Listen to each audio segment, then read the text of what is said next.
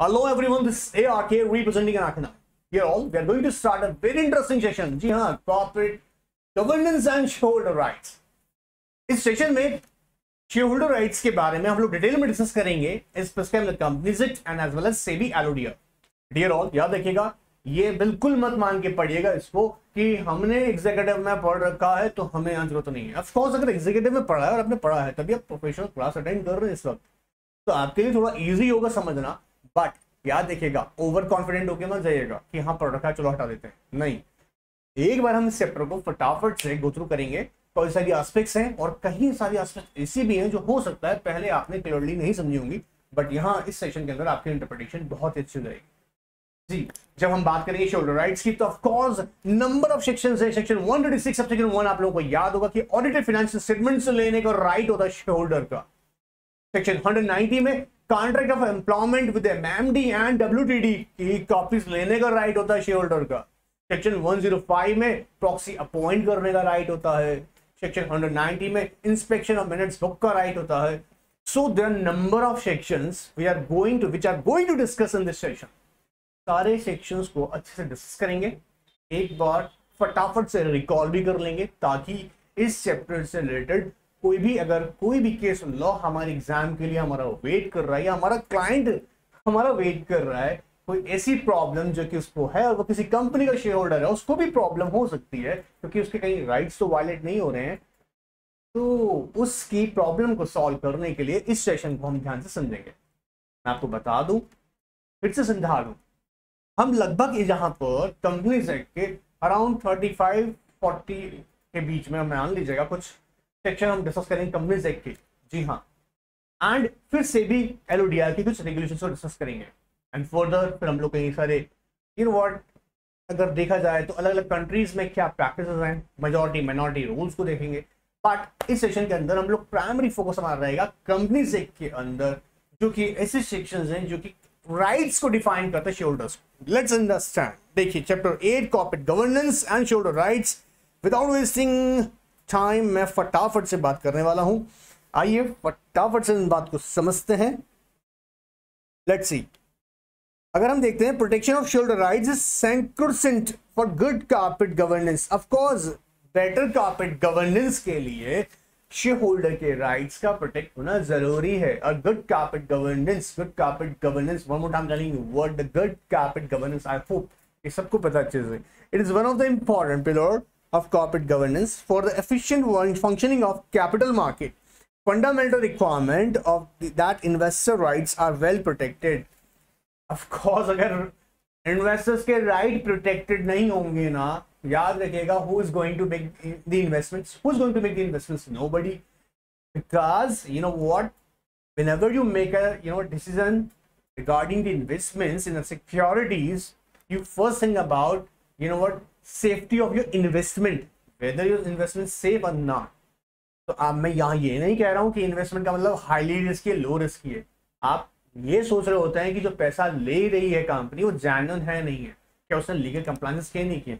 यहीं पर सेबी ने भी, आपको याद हो, सेबी के प्रीएम्बल को अगर हम पढ़ते हैं तो वहां साफ साफ एक स्टार्टिंग में वर्ड होता है कि सेबी किस लिए एस्टैब्लिश की है. Establishment for board. SEBI act आने के पीछे रीजन क्या है? Establishment of board, protection of the interest of investors in securities market, particular development, of course promote the development of securities market. ये क्या है उसका प्रीएम्बल. तो यहां पर सेबी एक्ट भी इसी प्रीएम्बल के साथ खड़ा हुआ है. Alright, now the preamble of SEBI क्या कहता है, देखो. Act provides for establishment of board, protect the interests of investors in securities, and to promote the development and to regulate the securities market. All right.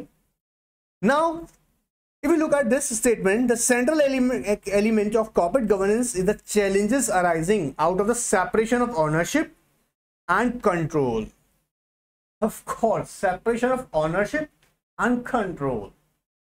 The shareholders are the true owner of the corporates, and governance functions control the operations of the corporates.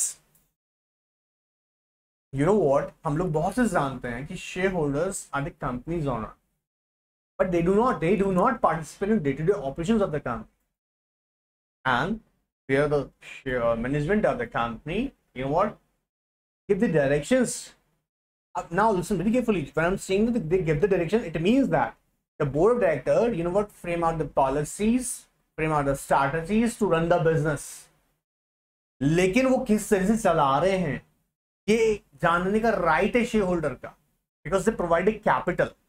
And as you know very well when we read the section 136 subsection 1, वहां पर ये बात specifically बोला गया है कि share holder का right है ऑडिटेड फाइनेंशियल स्टेटमेंट्स लेने का, right to vote, right to participate in the meeting, right to receive dividend, a number of things we are going to discuss.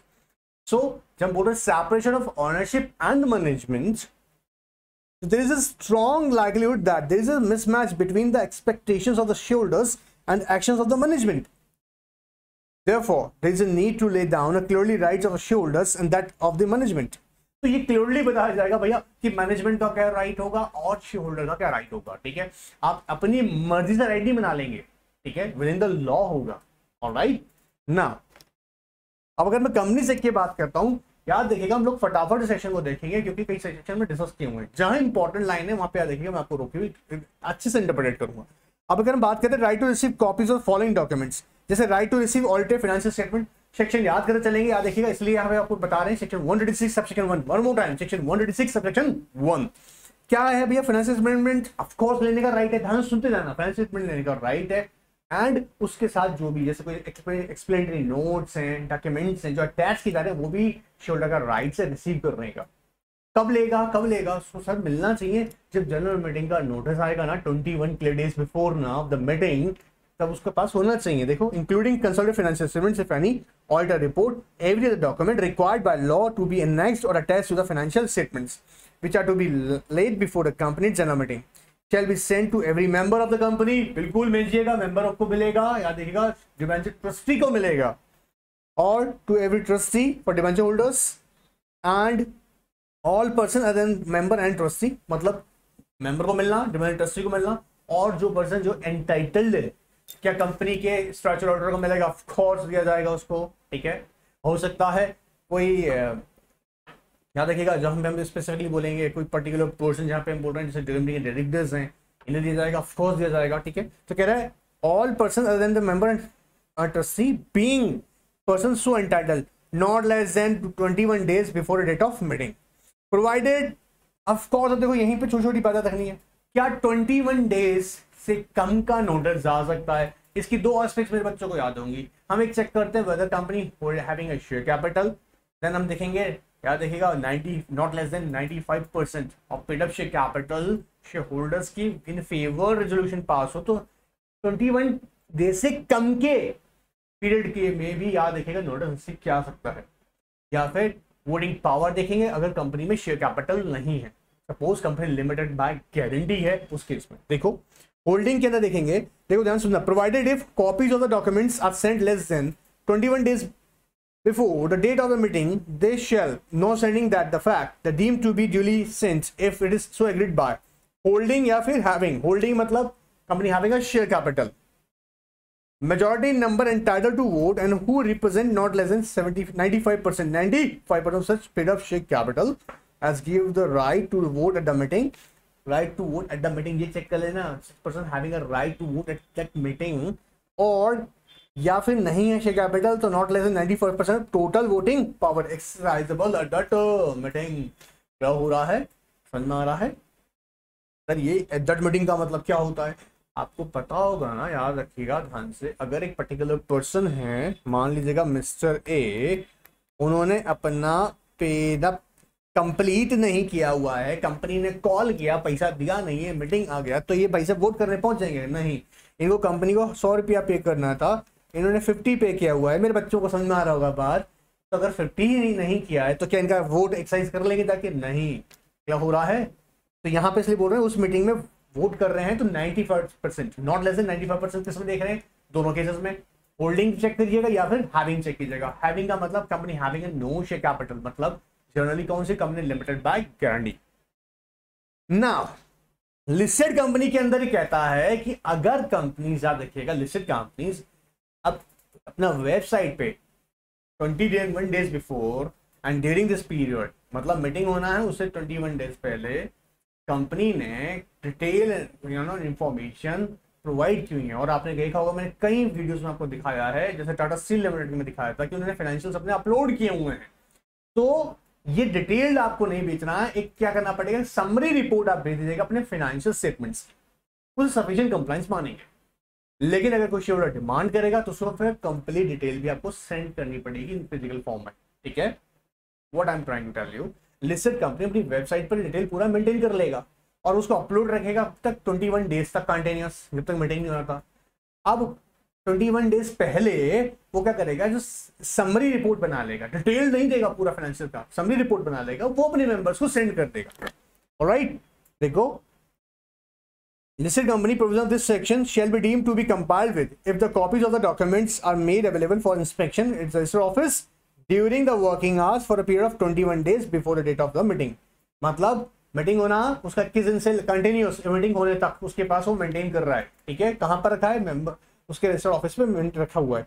And याद रखिएगा, and statement containing the silent features of the documents in prescribed form and copies documents of the company deemed fit is sent to the every member of the company और to trustee, all right, of the holder, any documents debentures issued by the company not less than 21 days before the date of meeting unless shareholder asks for the full financial statements।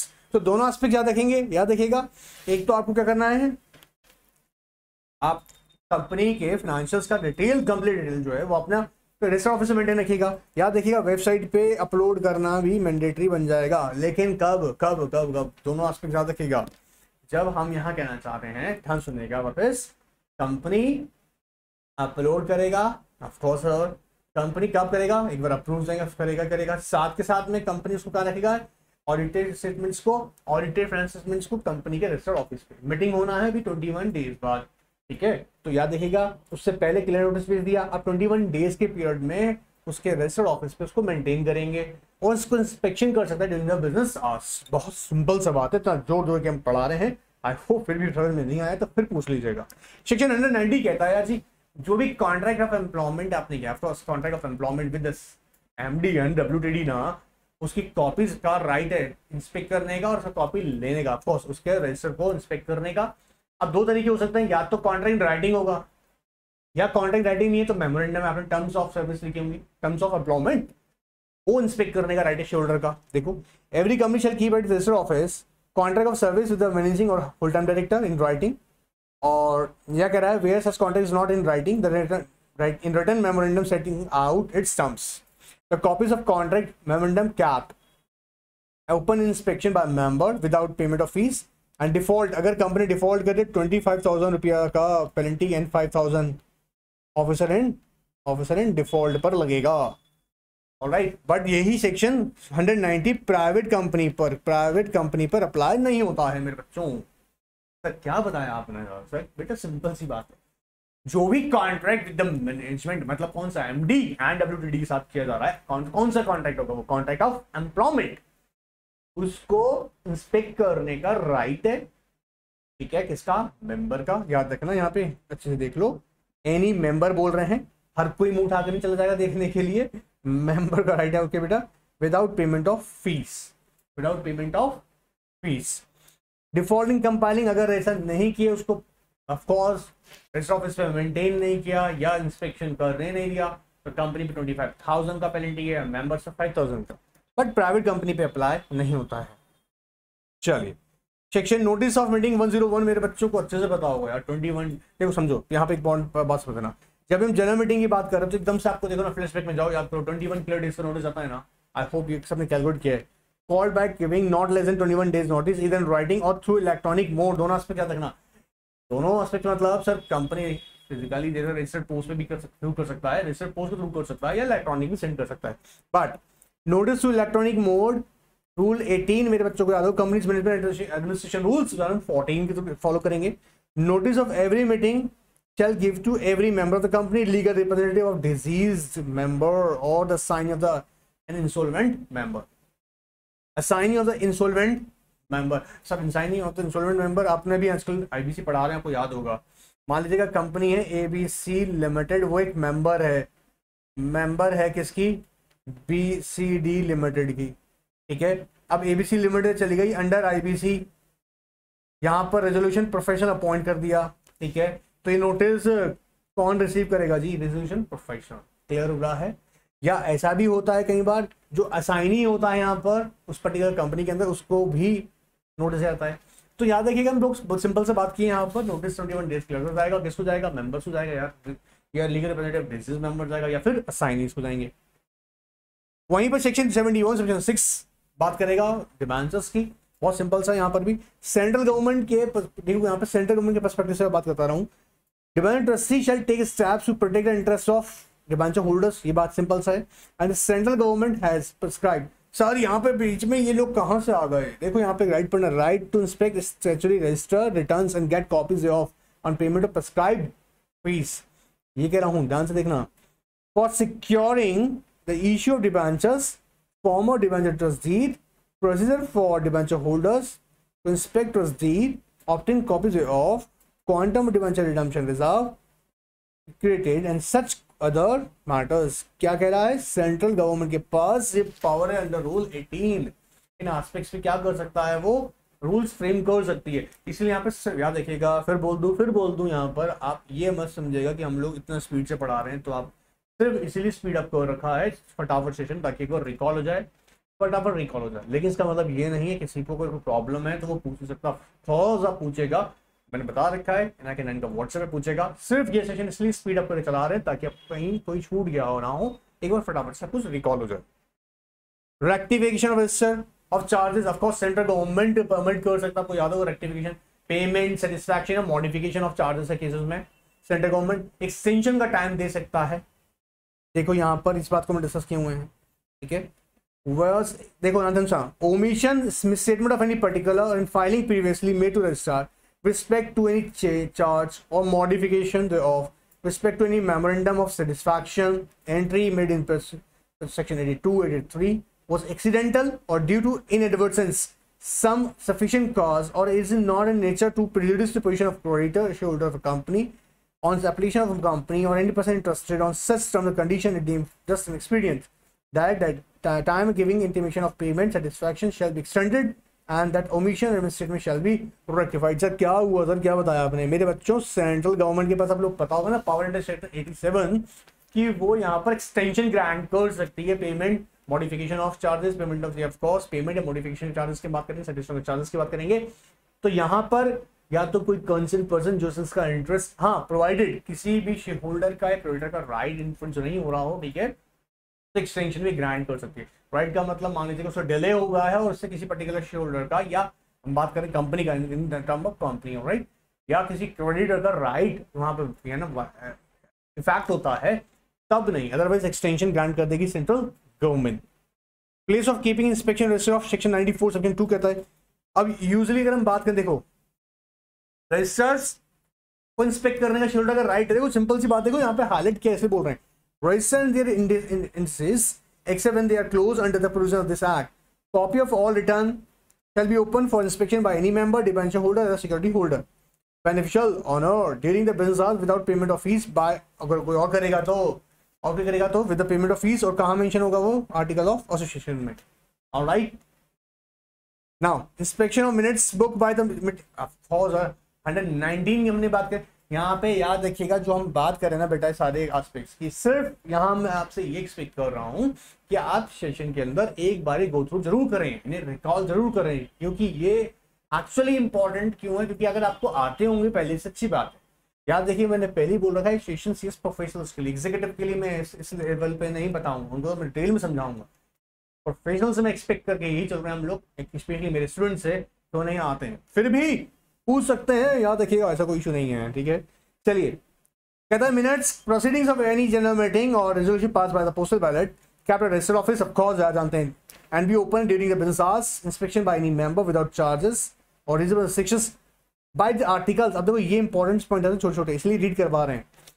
कहता है restriction impose कर सकता है, जी हाँ, जैसे for example मान लीजिएगा अब कंपनी में ऑडिटिंग चल रही है, ठीक है, और उस टाइम एक्सेसिव वर्किंग बढ़ा हुआ है, डिपार्टमेंट्स एक्सेसिव इंगेज हैं वर्किंग के अंदर, तो आर्टिकल्स यहाँ पे प्रोविजन प्रोवाइड कर सकता है कि ड्यूरिंग दिस पीरियड इंस्पेक्शन नहीं किया जाएगा, या टाइमिंग रेफर कर सकता है कितने बजे ही किया जाएगा। तो रिस्ट्रिक्शंस भी इंपोज की जाती हैं बाय द आर्टिकल्स, इसकी मिनट्स बुक को इंस्पेक्ट करने की, शेड्यूल्स पे इंस्पेक्ट कर सकते हैं, ऑफकोर्स करिएगा, बट आर्टिकल रिस्ट्रिक्शंस भी इंपोज कर सकता है। और इन जनरल मीटिंग डिसाइड कर सकते हैं, impose so that not less then 2 hours in each business day and allowed inspection. अब ये एग्जाम में क्वेश्चन बन सकता है, कम से कम कितना टाइम रखना पड़ेगा आपको, 2 hours तो इंस्पेक्शन के आपको देने पड़ेंगे, ठीक है, उससे कम नहीं होगा।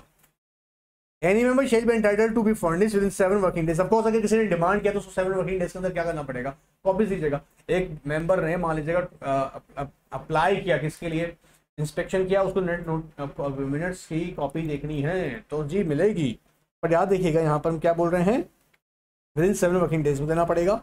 In that behalf of company and on the payment of such fees as may be prescribed, the copy of any minutes referred in subsection 1. अब मेरे बच्चे याद रखना, यहाँ पर हम पढ़ रहे हैं proceedings of any general meeting of a company और resolution pass by the postal ballot, उसके राइट की बात कर रहा हूँ, ठीक है, उसके मिनट्स बुक की। नाउ 189 की बात करें, रजिस्टर ऑफ कॉन्ट्रैक्ट्स और अरेंजमेंट विद द डायरेक्टर और इंटरेस्टेड जी इंस्पेक्ट करने का राइट है under section 189। Register of contract arrangements shall be kept registered office of the company and shall be open for inspection by such office during the business hours, and access copy therefrom by any member by furnish the copy। of course अगर demand करता है तो उसकी copy भी देनी पड़ेगी। ये सब पता होना चाहिए क्योंकि क्लाइंट आता है, आपको पता होगा तभी आप बता पाओगे कि आपका राइट है नहीं है। Alright, register of director of KMP on their share holdings, कितना शेयर होल्डर करके बैठे हुए हैं कंपनी के अंदर, होल्डिंग कंपनी के अंदर या उसकी एसोसिएट कंपनी के अंदर, सब्सिडरी कंपनी के अंदर, ये भी मेंशन किया जाता है। और वो शेयर होल्डर का राइट इंस्पेक्ट करने का, देखो capital register office, particular directors KMP, there are securities held by each of them in company holding subsidiary companies, holding company and associate companies। Alright, 190 यहाँ पे वापस रिपीट किया गया है जो हमने ऑलरेडी ऊपर पढ़ लिया है। Now of course annual general meeting, अब देखो right to attend the meeting of the shareholders and exercise the voting rights these meetings either personally or through proxy. 96 की कहता है एवरी कंपनी देन ओपीसी को नहीं करना है, ठीक है, shell in each year hold in addition to any other meeting, general meeting and of course and shall specify the meeting, it says notice calling it and not more than, of course कितना देर gap होना चाहिए, not more than 15 months का gap होना चाहिए between two AGM, between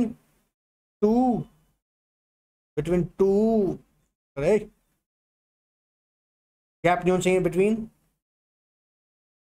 two AGM, so gap between two AGM should not be more than 15 months।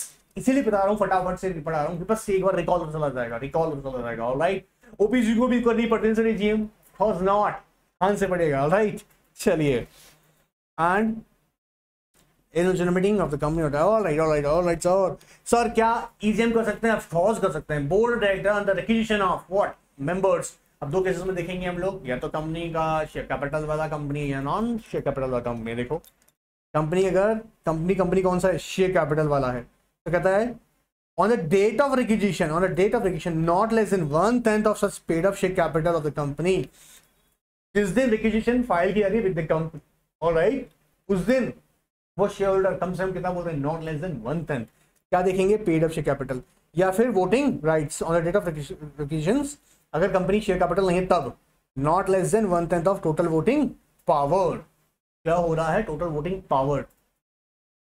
Call external general meeting company with the period of course section 4, जब हम बात करेंगे section 100 के अंदर तब बात करेंगे दिल में आके। ऑलराइट मेरे बच्चों, समझ में आ रहा है? ये ईजीएम बुलाने का जब हम बात करेंगे तो ऑफकोर्स बुला देंगे, लेकिन याद रखिएगा दो तरीका देखना पड़ेगा, company having share capital, company not having share capital. Having में 1/10 not less than 1/10 paid up share capital and not less than 1/10 in case of having no share capital, not less than 1/10 total voting power. कब? On the date of filing requisition, सीखना है उस दिन। Proxy की बात करते हैं 105 any member is entitled to, यार ऑफ कोर्स आपको याद होगा जनरल मीटिंग का नोटिस आता है ना, उसके साथ प्रॉक्सी फॉर्म भी दिया जाता है, ठीक है, कि अपना प्रॉक्सी अपॉइंट कर सकता है। और याद रखिएगा proxy you are not allowed to speak. Sir जानते हैं, ऑफ कोर्स मेरे बच्चे जानते हैं, उसे बोलना अलाउड नहीं होता है। बोलने का मतलब ये नहीं है कि उसको समझ रहे ना, अब उसको नेचर कॉल आ रहा है तो वो बोलेगा ही नहीं, पूछेगा ही नहीं, ऐसा नहीं। बोलने का मतलब जो बिजनेस ट्रांजैक्शन हो रहे हैं उसमें वो इन्वॉल्व नहीं होगा, उसमें अपनी कोई ओपिनियन रखेगा, ठीक है, नहीं वो क्वेश्चन रेज करेगा बैठ के। बट जब हम बात करेंगे किसकी, उसकी वोटिंग की, तो he shall not be entitled to vote except on a poll, poll पे कर सकता है। Alright, now further voting by show of hands की बात करें, यूजुअली ये कहा जाता है कि कंपनी अपना जब रखिएगा, अपना जो भी डिसीजन लेता है वो कैसे लेगा, by show of hands, unless की पोल डिमांड ना करे जाए या फिर इलेक्ट्रॉनिकली वोट ना करवाए जाए। देखिएगा AGM resolution put to the vote of the meeting shall unless a poll is demanded under section 109 or voting is carried out electronically. तो जनरली कैसे किया जाएगा? Show off hand. सॉरी तो बता है, तो वही तो बता रहे हैं.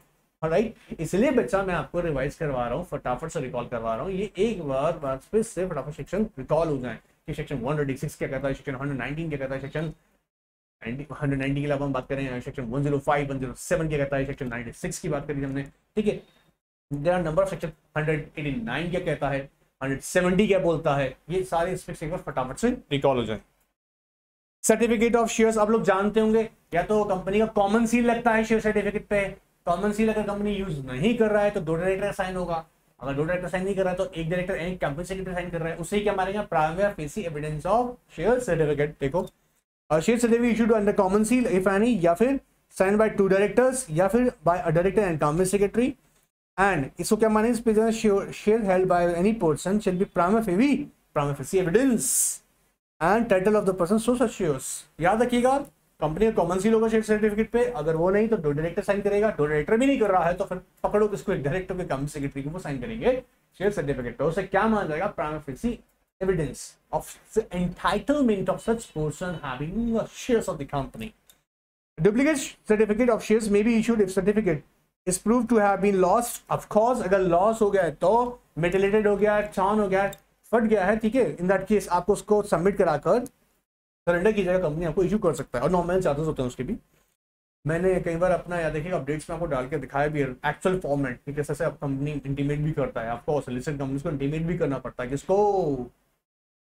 स्टॉक एक्सचेंजेस को. Alright, where share is held in depository form, record of the depository, prima facie evidence, and the interest of the beneficial owner. Alright, now further we can say that nature of shares and debentures section 44 and transmission under section 56.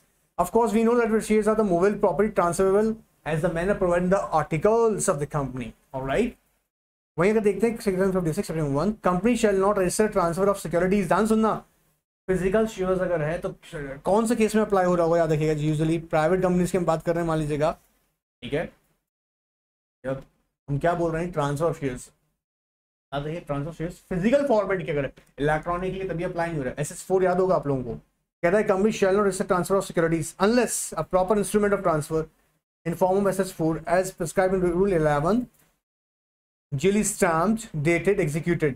देखो तीनों बात important. Duly stamped, dated and executed by or on behalf of the transferor and transferee. Speaking of the name, address and occupations, if any, of the transferee have been delivered to the company by the transferor or the transferee within a period of 60 days from the date of execution. Date of execution, sir. Date of execution. Date of execution. Date of execution. Date of execution समझ में आ रहा है?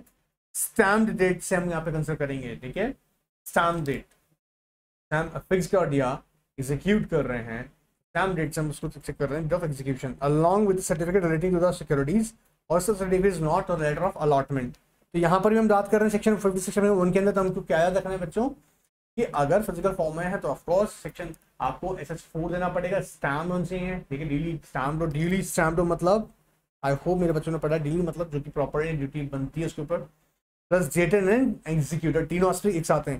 Duly stamp, dated and executed. Alright, further की अगर बात करें issue of share capital, of course company raise कर सकती है. अगर रिक्वायर्ड है कंपनी अपनी सब्सक्राइब कैपिटल इंक्रीज कर सकती है.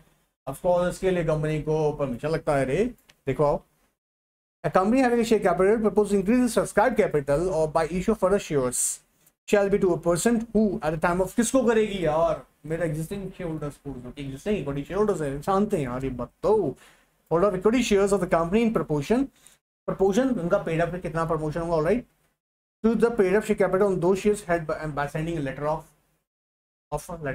offer.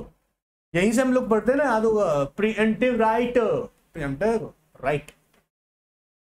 Now removal, of course अगर आप ऑल्टर का रिमूव करते हो तो SR प्लस सेंट्रल गवर्नमेंट आपको क्या लगता है? अप्रूवल. सेक्शन 140 में भी बात पड़ी. सेक्शन 140 कहता है कंपनी अगर रिमूव कर रहे हैं अपना ऑल्टर को, then company is required to pass special resolution and have to obtain the government approval. Variation of shareholder rights. अब देखो यार, कंपनी ने डिफरेंट क्लास ऑफ शेयर्स कर सकती है. जैसे आपने सुना होगा, ऑर्डिनरी शेयर हो सकते हैं, DBRs हो सकते हैं, ठीक है, even you know what without voting rights हो सकते हैं शेयर्स. तो कंपनी मान लो class A, class B, class C, 3 category का शेयर्स कैरी कर रहा है, इसको हम प्रेफरेंस शेयर कैटेगरी में रख सकते हैं, हम लोग इसको डीवीआर कैटेगरी में रख रहे हैं, या फिर ऑर्डिनरी शेयर्स है कंपनी के पास में। तो इनके लिए हम क्या बोल रहे हैं, इनसे रिलेटेड राइट्स को वेरी करने के बाद अब सोचने वाली बात है, इनकी क्लास के जिस भी पर्टिकुलर क्लास के शेयर्स के राइट्स को वेरी किया जाएगा, उस क्लास का परमिशन लगेगा ना, तो क्या करना पड़ेगा, स्पेशल रेजोल्यूशन पास किया जाएगा। और अगर मान लीजिए क्लास ए के राइट्स मतलब अगर आप वेरी करते हैं, उससे अगर क्लास बी के राइट्स को इफेक्ट पड़ता है, तो इनका भी आपको क्या लेना पड़ेगा, स्पेशल, मतलब आपको 3/4 की कंसेंट इन फेवर लेनी पड़ेगी, तभी आप क्लास ए के राइट को वेरी क्या कर सकते हैं, वेरिएशंस कर सकते हैं। बात पकड़ में आ रहा है। सेक्शन 48 कहता है where share capital of a company is divided into different class of shares, right attached to shares of any class may be varied with the consent of in writing of the holders of not less than 3/4 of issued share of that class, or by means of a special resolution passed at a separate meeting of the holder issued shares of that class, if provision with respect to such variations contained in the memorandum or articles of association। या तो check करना पड़ेगा provision होना चाहिए कहां पर, articles या memorandum के अंदर मेंशन हो, या फिर अगर ऐसा नहीं है, the variation is not prohibited by the terms of issue of the shares of that class। अगर मेमोरेंडम में नहीं लिखा है, ठीक है, तो ये भी इंपॉर्टेंट देख लीजिएगा कि इसकी वेरिएशन है, क्लास ए के शेयर्स की वेरिएशन करने जा रहे हैं, तो at the time of issue, आपने इशू किया था ना, क्लास शेयर इशू किए थे, वहां पर कोई ऐसी आपने कोई टर्म न डेल रखी हो, जो कोई टर्म्स या नहीं होनी चाहिए, ऐसी टर्म जो क्या कर रही हो, प्रोहिबिट करती हो वेरिएशन को, तो आप नहीं कर सकते हैं। तो अगर कोई टर्म प्रोहिबिट नहीं कर रही है, याद रखिएगा, आप अपने आर्टिकल्स और मेमोरेंडम में प्रोविजन इंसर्ट करके वेरिएशंस भी कर सकते हैं, ठीक है। चेक कीजिएगा मेमोरेंडम एंड आर्टिकल्स को, अगर आर्टिकल्स में ऐसा कुछ भी नहीं लिखा है, मेमोरेंडम साइलेंट है, आर्टिकल साइलेंट है, तो चेक कीजिएगा कहीं ऐसा टर्म ऑफ इशू प्रोहिबिट नहीं कर रहा हो, तो आप वेरी कर सकते हैं। क्लियर है। A variation of one class of shareholder affect the right of other class of shareholder. The consent of 3/4 of such share class of shareholder shall also be obtained, and the provision of this section shall apply to the such variations. See, dear all, मैं यहाँ से session के अंदर सिर्फ आपको, मेरी intention ये है कि मैं आपको एक बार फैमिलियर कर दूं, वापस से आपको एक बार आपको रिकॉल करा दूं, ताकि कंपनी के प्रोविजंस के अंदर कौन कौन से इंपॉर्टेंट सेक्शन है जो कि शेयरहोल्डर के राइट्स के बारे में बात करेगा, ठीक है। याद देखिएगा, एग्जाम में आपसे तो पूछा नहीं जाएगा, ये क्वेश्चन डेवलप होगा केस लॉ के फॉर्म में, अप्लाई क्वेश्चन के फॉर्म में। That's why I am telling you कि ये फटाफट से हम लोग अगर रिकॉल कर लेंगे, तो हम केस लॉज हम अलग अलग क्वेश्चन हम लोग डिस्कस करेंगे, अप्लाइड क्वेश्चन हम लोग डिस्कस करेंगे, वहां आपको ईजी होगा। ऑलराइट, तो नेक्स्ट सेशन के अंदर आगे हम जाएंगे सीधे एलओडा के अंदर, एंड याद देखिएगा नेक्स्ट सेशन के अंदर मैं केस लॉ बना के आप लोगों के सामने प्रेजेंट करूंगा और फिर से डिस्कस करेंगे, ताकि आपको और क्लैरिटी मिल जाए कि सेक्शन आपने फटाफट से क्यों रिप्रेजेंट डिस्कस किए। Alright, goodbye, take care.